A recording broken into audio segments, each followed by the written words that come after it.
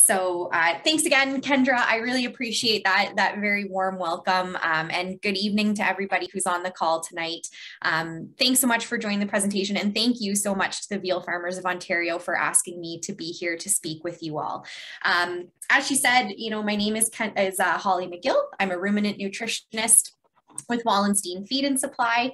And so tonight I'm going to be speaking with you about understanding the feed ratios that we feed to grain-fed veal cattle. Now, this presentation is based on an article that I wrote for the most recent edition of The Connection. So I'm primarily going to be talking about the points I talked about in that article, but I'm going to go a bit more in depth on some of them as well. I don't have a full hour's worth of content presentation for you tonight. So of course there is going to be a lot of time at the end for questions, as Kendra was saying.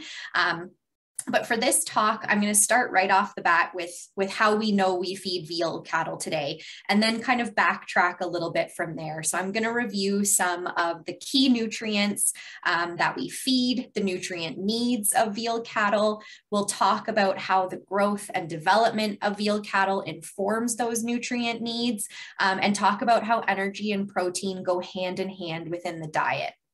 So throughout the presentation, I'm going to show you a couple different ways as well of both calculating the nutrient content of different known feed ratios. So say 2-to-1 mixes, 3-to-1 mixes, but also how to know how much of ingredients to mix together to hit a certain target nutrient level as well. So if you're looking to feed a 15% protein mix and you have some corn and some supplement, how do you know how much of each of those to mix as well? Just for your own information, for some ease on farm if you're looking for things like that. At the end, I do have sort of a summary slide of some take-home messages for you. And then again, we can get into any discussion or questions that might come up. So to begin, we know it's well accepted that a mix of clean whole corn and protein pellet with a small amount of added fiber on farm produces the best finish on veal cattle. This is well understood. This is well practiced. We use whole shelled corn. We know it's air dried, free from fines, because we know that this is really the superior grain when it comes to producing grain-fed veal. For the most part, some producers have slightly different weaning methods or weaning protocols that work for their different operations. But overall, we tend to start at a mix of about 2 parts corn, 1 part pellet through weaning, and then we gradually widen that ratio as the cattle grow. So we step them up through the ratios based on their age. So at 3 months, they get a 3-to-1 mix. At 4 months of age, a 4-to-1 mix, up until we get to a final mix of 5-to-1, which the cattle are then going to eat until they reach market weight. But the topic of this presentation, right, why do we feed them this way? How did this come to be? Why is this sort of the best way to feed veal cattle? So we're going to start with the basics, and we're going to have a bit of a review of some of the key nutrients. We're going to focus on water, carbohydrates, and protein. Now, I don't want you to think that this means that these are the only nutrients that matter, right? Fat, minerals, vitamins, those are all incredibly important as well. They're just as essential in their own rights, but we are going to be focusing on these 3 main nutrients tonight. So starting off with water, I'm sure you've heard of any number of animal health or animal nutrition professionals, it's a bit of a tongue teaser, harp on and on about the importance of water, but that is for a very good reason. And so I'm going to do it again tonight. I joke sometimes that when an animal nutritionist graduates from school, they make us promise to always talk about how important water is, or else they'll revoke our nutritionist cards. So bear with me as I do my nutritionist duty here tonight. But truly, water is far and away the most essential nutrient for all living animals, bar none. It accounts for 70 to 75% of animal body weight, but it really does get overlooked fairly often. And so it's really imperative that you provide your cattle with as much clean, fresh water as they will drink. Water plays important roles in almost every single body process and function. It helps to develop the rumen in young animals. It encourages feed intakes, and it improves average daily gain and feed conversion. Even slight dehydration will affect the metabolic function of an animal and reduce their feed intake.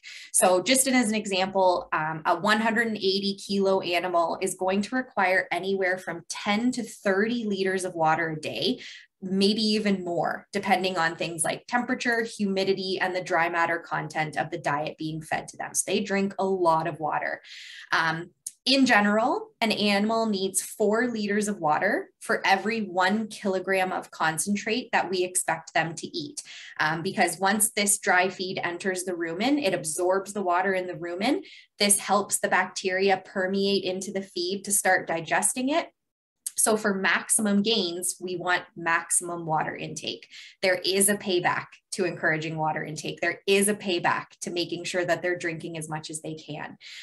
There's no concern with an animal being too full on water to eat feed. That doesn't happen. The two very much go hand in hand. Now, obviously, we are talking about weaned cattle tonight. We're talking about finishing animals, but this slide really drives the point home here. This is research that found that for young calves, so pre-weaning animals, even though they were being fed milk, which is in and of itself 90%, almost 90% water, it showed that when they were not offered any additional water, weight gain was reduced by 38% and starter intake was reduced by 31%. So even from the health side of things, they saw a reduction in scour days per calf. And this pattern very much follows through weaning and beyond. And again, just another way of showing it here in a bit of a nicer graph format. Water and feed intake patterns are almost identical. And again, we see this trend continue pre-weaning, throughout weaning, and post-weaning. Really and truly, I can't overstate the importance of water enough. Set a water protocol, develop a schedule of cleaning your waterers, and then work with your various farm advisors to look at maybe periodically testing your water as well, just making sure you know the mineral content, bacterial counts, things like that. So my duty to speak about the importance of water has been fulfilled. So let's look at feed nutrients now, and let's start with energy. Energy is the feed nutrient that is required by cattle in the greatest amount. And they primarily get this energy from fibers in the diet. So fibers like cellulose or hemicellulose, or from starches in various grains, which is obviously, you know, we're talking about veal cattle. This is the primary energy source in a veal cattle diet, veal animal diet. Feedstuffs containing energy are eaten by the animal. They enter the rumen, where they're then broken down and they undergo digestion by the rumen microbes. And this process results in the production of volatile fatty acids. We sometimes will shorten that, just call them VFAs. And these VFAs are then absorbed through the rumen wall into the bloodstream, where they're moved throughout the body to supply energy to the animal. So VFAs are kind of the main source of energy that leaves the rumen for use in the animal. Now, we just spent a couple slides talking about the importance of water, but energy is obviously also critically important, right? It's used to support all of the normal body functions, and it allows the body the ability to do work. And work is any basic body process that supports life. So this can include movement, fighting illness or infection, running internal organs, excreting waste, and even feed digestion. Breaking down feed requires energy. The energy that goes into these sort of vital to life processes is known as maintenance energy, right? This is the energy that we need to maintain the body. And energy, any energy that is consumed that is surplus to this maintenance energy, anything above and beyond that basic maintenance energy requirement, that's the energy that's available for growth. And that is the energy that's available for the laying down of muscle and fat, which of course leads to weight gain, which is our goal when raising veal animals. Now, protein is one of the main building blocks of the body. It makes up major components of muscles, the nervous system, and connective tissues in the body. So protein is, excuse me, required to maintain biological processes within the body. It's used to repair tissues, form blood, things like that.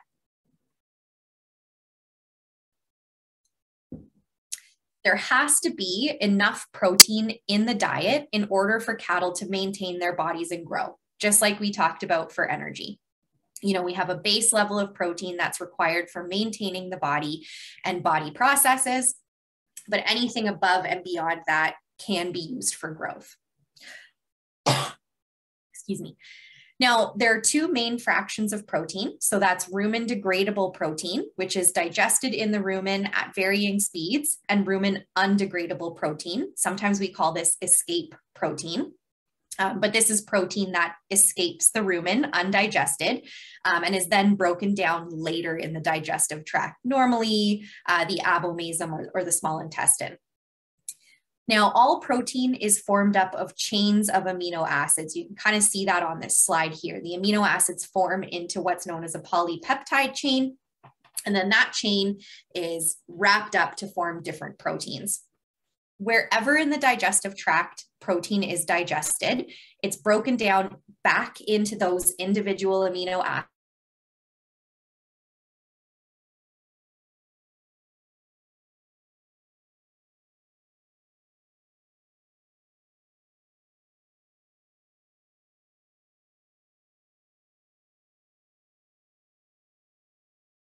Protein, we know that an animal requires energy, but what about how much of each of these nutrients they need and how these needs change over time as an animal grows?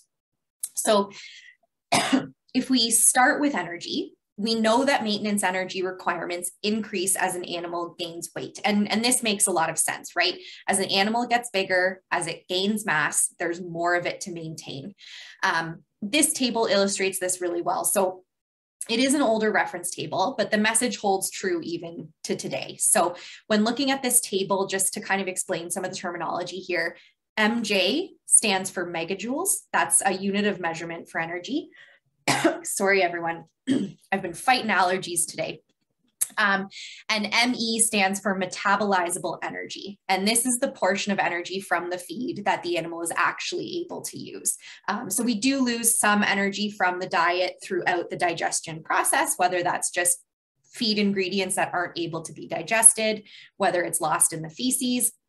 But metabolizable energy is the portion of the energy that the animal can actually utilize. And what this table shows us is that we can really clearly see that the metabolizable energy requirements of cattle increase as they get bigger. So, we see here that an 80 kilogram animal requires about 15 megajoules of energy. 200 kilogram animal requires about 30. So as they get bigger, they need more energy to maintain their bodies. But what is also interesting is it shows how much more energy is needed to support the various growth rates. So if we look at the metabolizable energy intake of cattle gaining 1 kilo per day, we see that they're only about a third higher than that for animals who are growing at half a kilo per day. But those 1 kilogram growth levels are almost double the requirements that those animals need at their respective weights just to maintain themselves. So we have to make sure that as animals grow, we're feeding not only enough energy to support their increasing maintenance needs, but also to make sure that we're feeding enough energy to support the growth rates that we want. Now, where understanding why we feed cattle the way that we do comes into play and why we feed these different feed ratios is that science has shown that high energy feeds, like the feed mixes that we feed to veal cattle, are used more efficiently for growth than low energy feeds. So the higher energy a feed contains, the more efficiently it's used within the body of an animal. So because the maintenance metabolizable energy requirement is pretty constant at any particular live weight, so any 80 kilogram animal is going to require about 15 megajoules of energy. That's constant. The faster an animal is growing,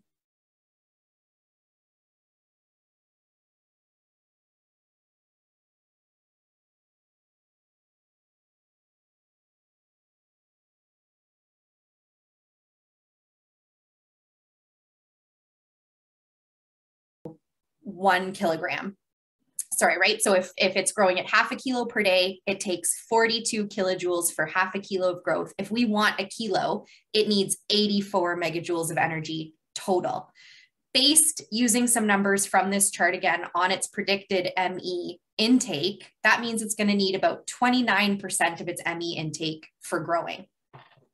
But if a 200 kilogram animal is growing at a kilo, it only requires 55 megajoules of energy. So much less than what that slower growing animal is going to need to use to gain the same amount of weight. And this means that it's actually able to use 45% of its ME intake for growth. So it's able to use more energy to put towards that growth than what it needs to maintain itself.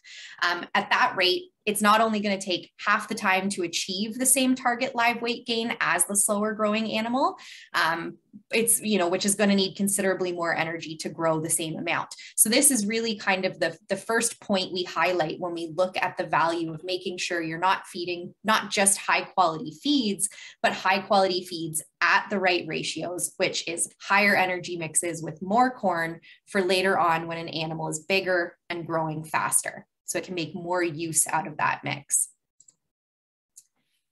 Now, protein is a little bit different from energy in that cattle have a requirement, not only for a certain amount of protein as they grow, but also for certain types of protein. So when monogastric nutritionists look at protein requirements for pigs and for poultry, they're really actually looking at specific amino acid requirements for those species because those requirements are very well known. But, while we are making great strides in understanding amino acid requirements for ruminants, we still don't have nearly as much information in that area as some of the other species do. And that's partly because we rely on something called microbial protein to meet an animal's amino acid needs. So earlier when we talked about rumen degradable protein and rumen undegradable protein, I didn't mention microbial protein. And this is the protein that is pretty much at the interface of degradable and undegradable proteins. So the element nitrogen, to kind of go back and explain it a little bit more, the element nitrogen is an essential part of all protein. The base units of protein are called amino acids, as we described, and they can't be called amino acids without including an amino group. And each amino group has to contain a nitrogen molecule. Now, when protein is broken down in the rumen microbes use the nitrogen that is released during this process to proliferate, to reproduce and make more of themselves. So microbes are continuously growing, continuously reproducing, and continuously being flushed and moved out of the rumen along with digested feed, out of the rumen and further along into the digestive tract where they're digested, and that microbial protein, the protein from those digested microbes, is absorbed by the animal. And this process, I find this really exciting, obviously, as a ruminant nutritionist. I think this process is so cool. It's really exciting. And it's one of the things that make ruminant animals special because it means that they're able to take diets containing feeds and proteins that other animals may not be able to get much use out of and convert it into really high quality protein and amino acids that the animal requires. It also means that ruminants can utilize some inexpensive non-protein nitrogen ingredients like urea in their diet as a protein substitute.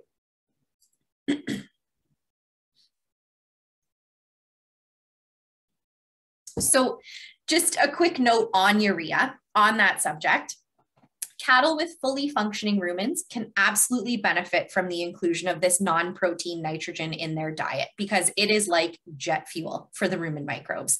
So as I mentioned before, microbes use nitrogen as a source of energy for themselves to grow and reproduce. So when we feed something like urea that is really, really soluble in the rumen, it is a source of pure nitrogen that breaks down pretty much as soon as it hits rumen fluid.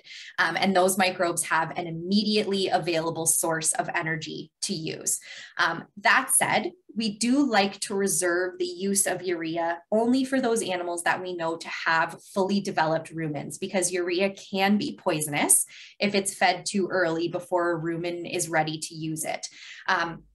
There does also need to be enough carbohydrate in the diet for the rumen microbes to use it all up.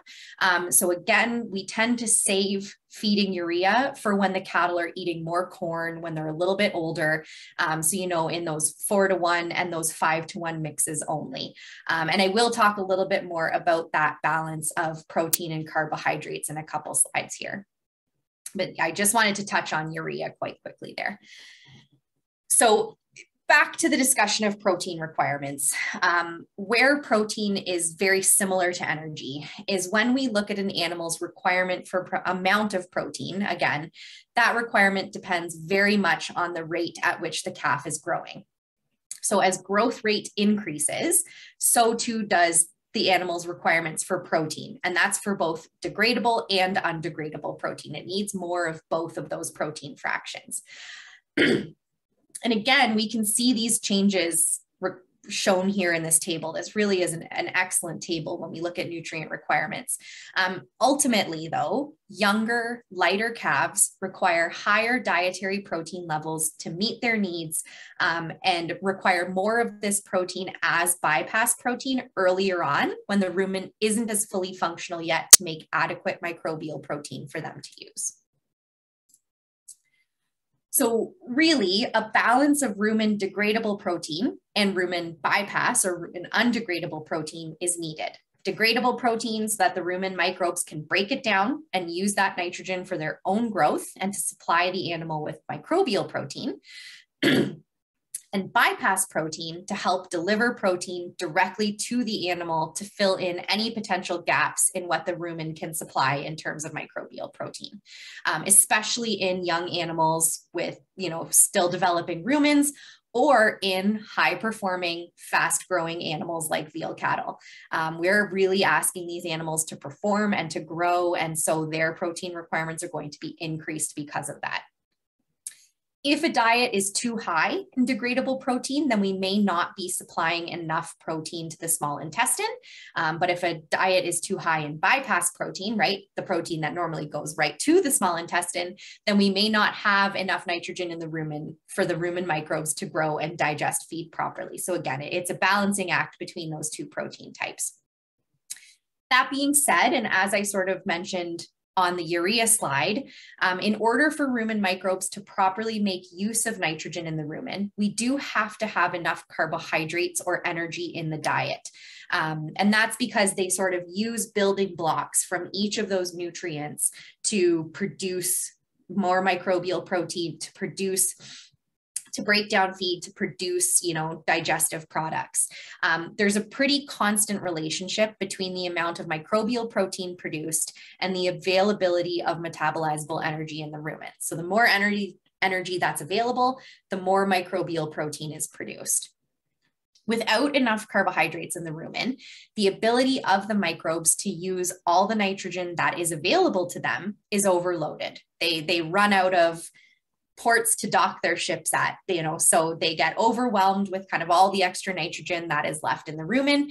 That nitrogen leaves the rumen unused and pretty much goes to waste. It's excreted in the urine. Some of it's recycled in the body, but really that nitrogen is just kind of wasted, which, I don't think I have to remind people with the price of protein these days, we really don't want to see that, right? So essentially in a ruminant animal, energy and protein are always simultaneously limiting nutrients. This means that no matter how much of one of them we feed, the animal is not going to be able to perform without the other. And when we discuss balancing diets for ruminant animals, we always say balancing a ration or things like that. This is what we're referring to. This is what we mean when we say balancing the diet. Balancing the supply of protein and balancing the supply of energy to the rumen. The rumen is really the key player here. And truthfully, my job as a ruminant nutritionist is to feed the rumen so that it can feed the animal. I'm feeding the rumen microbes are doing the rest. While monogastric animals like poultry and pigs do have certain nutrient dependent growth phases in their lifetime. So there's going to be a time where protein's way more important or energy is way more important.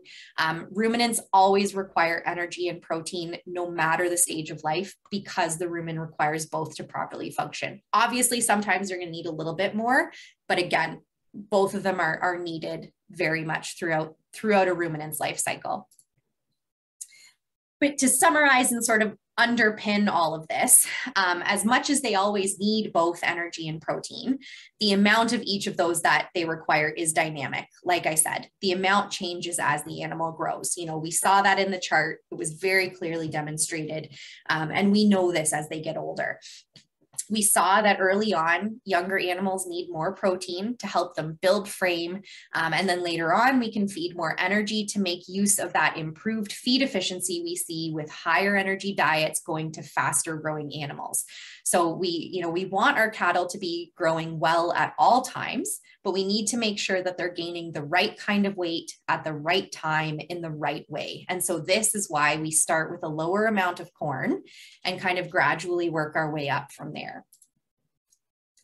So just to kind of illustrate how a lower ratio of corn to supplement compares to a higher ratio of corn to supplement, we can kind of look at the difference in these feed mixes. If we look at the protein content of the feeds, that's kind of the normal denominator that's used to describe the different ratios. We can calculate the final protein concentrations of the first and the final mixes that we feed to veal cattle throughout the course of their lifetimes. This will sort of show us our start point and our end point. So if we use a 36% protein pellet, we assume corn is, it varies about 7.5% protein, then we can calculate using these following calculations here. And I'll kind of walk you through these ones. So we know a 2-to-1 mix contains 2 parts corn and 1 part supplement to make a total of a 3-part mix. So taking these values and using those protein percentages at the top of the page, you know, we can calculate that. Okay, so if I pull up my calculator here, you know, we do a 2 parts corn out of a 3-part mix means that about 67% of the mix is corn. And so we take what 67% is of 7.5, which is the protein value of corn. And that comes out to 5. So then we go, okay, so we know that the corn is contributing 5% protein. And then we go, the other part of that mix is a 36% protein supplement. So we say a 1 part of a 3-part mix is about 33% of that mix. We multiply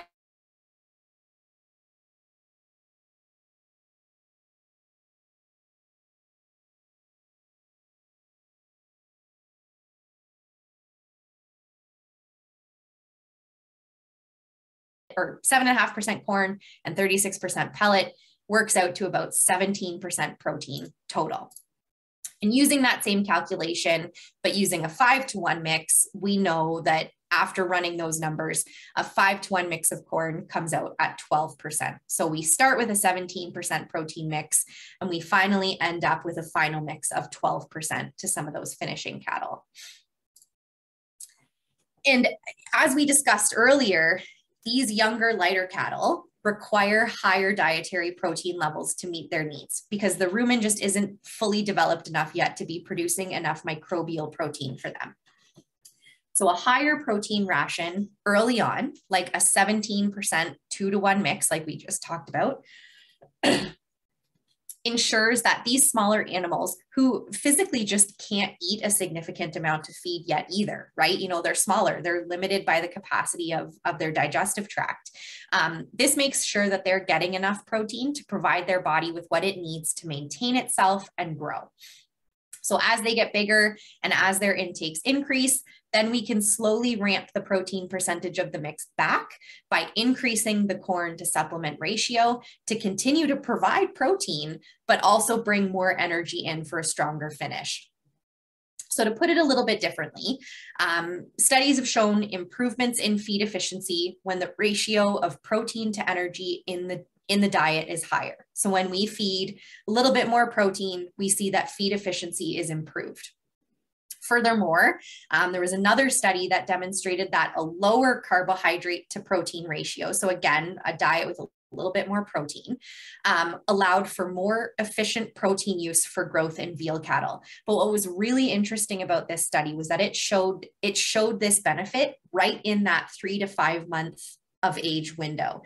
So it really showed that feeding higher protein mixes in that really critical 3 to 5 month stage, you know, those 2 to 1, 3 to 1, 4 to 1 mixes through that 3 to 5 month window can maximize the ability of veal cattle to digest feed and help the rumen operate more efficiently at a time in their life when it's still developing, they're still a little bit younger, that sort of thing.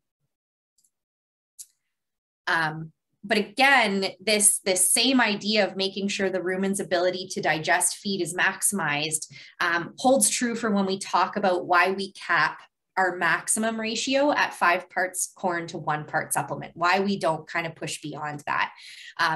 To repeat what I said earlier, protein is important. Protein and energy are both always simultaneous.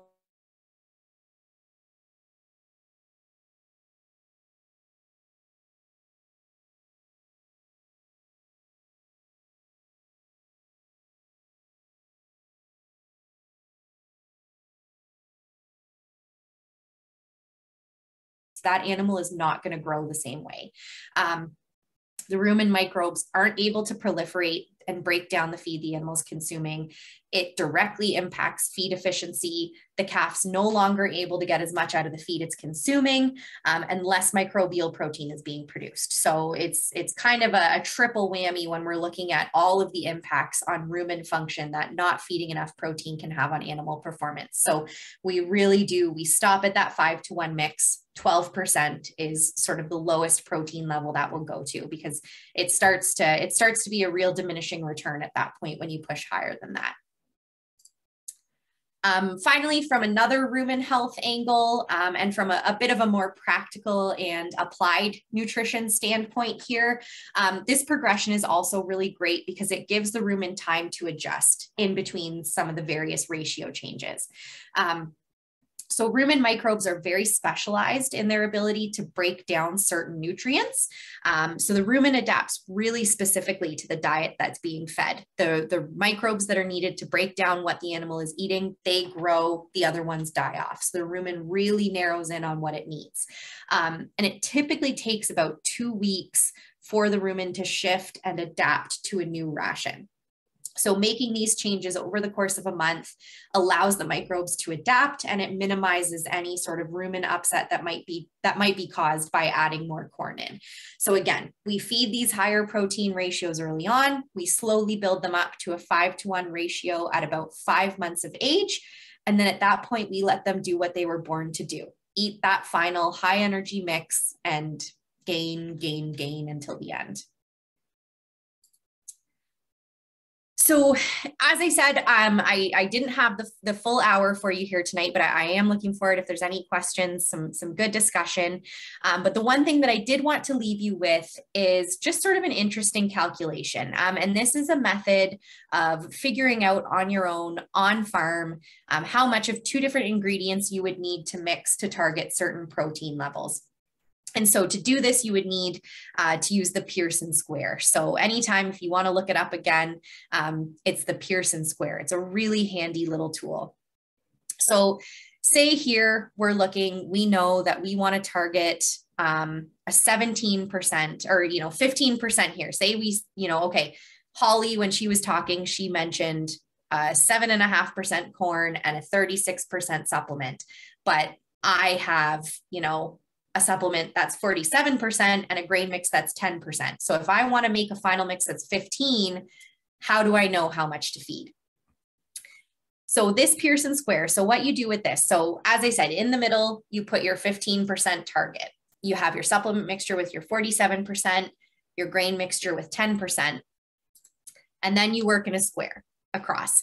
So what you do is you say, okay, supplement 47%, you take away 15, and that gives you 32. So you work across the square, kind of diagonally across. So 47% minus 15 gives you 32. And then your grain mixture, you always take you always take the highest number and subtract the lowest. You should never have a negative value. So 15 minus 10 means 5, and you write it diagonally across. Then what you do is you add up your total. So, okay, 47 minus 15 leaves me with 32.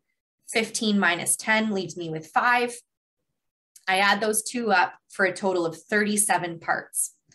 Now what you can do is find the proportion of each. So again, if we use our calculator, we say, okay, 5 divided by 37, that's about 13.5%. So we know that if we're making a mix, 13.5% has to be supplement, and the rest will be grain mixture. And that'll get you about a 15% mix. And you can do that with any 2 combinations of feed ingredients. So you can do it with a 36% supplement and 7.5% corn, but whatever you have on farm, you can use a Pearson square to kind of figure out, okay, if I want to target X amount of protein, how do I mix this to make sure that that's what I'm feeding?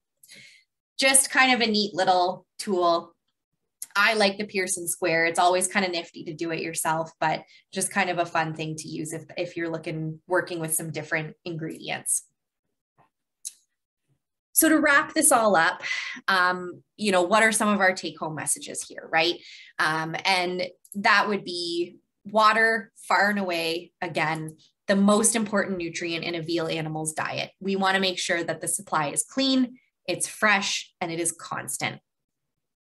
An animal that grows faster grows more efficiently. So the faster an animal is growing, the better and more efficient the use it is making out of the energy that we're feeding it. So healthy, content animals grow faster and they grow more efficiently, which is better for your bottom line. The rumen requires nitrogen to function properly. As we said, nitrogen is the fuel of the rumen microbes, but it also requires carbohydrates to utilize the nitrogen that is available to it. Energy and protein are always simultaneously limiting nutrients in ruminant diets. They need to have them both in order to do what they do. Veal cattle nutrients needs those change over time. So from requiring more protein earlier in life to requiring more protein or more energy later in life.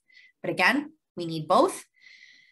We feed lower corn to supplement ratios earlier on to improve feed efficiency at those critical life stages, that 3 to 5 month age window when they're really able to make good use of the protein in the diet and good feed efficiency. That's when we're targeting those lower corn to supplement ratios.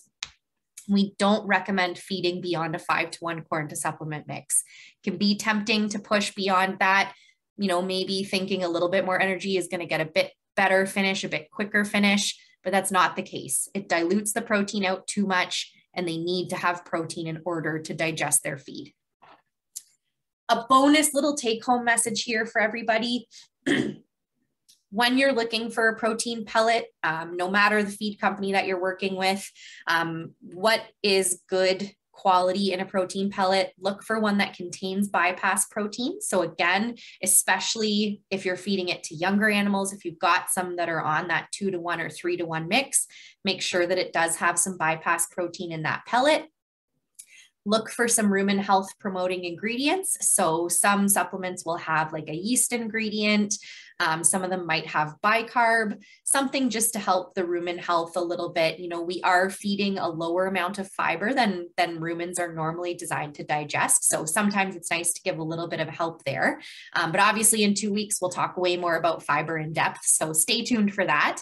And for supplement pellets going into those 4-to-1 and 5-to-1 mixes, it might be worth considering urea. Again, on those higher energy diets with lots of carbohydrates, urea can be a really, really nice fit to help use up the carbohydrates that are in that rumen and really kind of juice up the microbes and get them working efficiently.